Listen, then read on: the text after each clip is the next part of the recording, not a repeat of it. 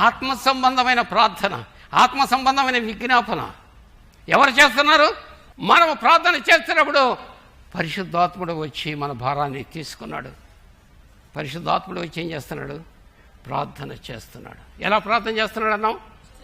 ఉచ్చరింపశక్యం కానీ మూల్గులతో ప్రార్థన చేస్తున్నాడు. ఉచ్చరింపశక్యం కానీ మూల్గులతో ప్రార్థన చేస్తున్నాడు. అంటే పరిశుద్ధాత్ముడు నీలో ఉన్నప్పుడు ప్రార్థన చేస్తాడు. మన ప్రార్థన కంటే గొప్ప ప్రార్థన పరిశుద్ధాత్మ. అందుకని పరిశుద్ధాత్మ మీలోకి వచ్చినప్పుడు మీరు శక్తి పొందుతారు.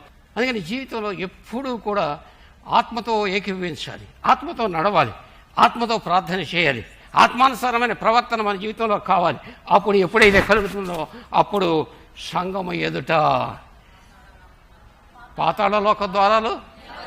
సంఘం ఎలాంటిది అయి ఉండాలి? ఆత్మ సంబంధమైన సంఘం అయి ఉండాలి. సంఘ ప్రజలు ఎలాంటి వాడు అయి ఉండాలి? అభిషేకం పొందిన వాడు అయి ఉండాలి, ఆత్మాభిషేకం పొందిన వాడు అయి ఉండాలి. ఆత్మ సంబంధమైన ప్రార్థన, ఆత్మ సంబంధమైన విజ్ఞాపన ఎవరు చేస్తున్నారు? మనం ప్రార్థన చేస్తున్నప్పుడు పరిశుద్ధాత్ముడు వచ్చి మన భారాన్ని తీసుకున్నాడు. పరిశుద్ధాత్ముడు వచ్చి ఏం చేస్తున్నాడు?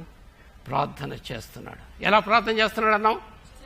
ఉచ్చరింపశక్యం కానీ మూల్గులతో ప్రార్థన చేస్తున్నాడు. ఉచ్చరింపశక్యం కానీ మూల్గులతో ప్రార్థన చేస్తున్నాడు. అంటే పరిశుద్ధాత్ముడు నీలో ఉన్నప్పుడు ప్రార్థన చేస్తాడు. మన ప్రార్థన కంటే గొప్ప ప్రార్థన పరిశుద్ధాత్మ. అందుకని పరిశుద్ధాత్మ మీలోకి వచ్చినప్పుడు మీరు శక్తి పొందుతారు.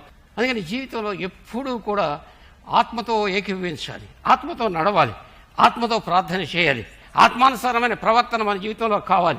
అప్పుడు ఎప్పుడైతే కలుగుతుందో అప్పుడు సంఘము ఎదుట పాతాళ లోక ద్వారాలు. సంఘం ఎలాంటిది అయి ఉండాలి? ఆత్మ సంబంధమైన సంఘం అయి ఉండాలి.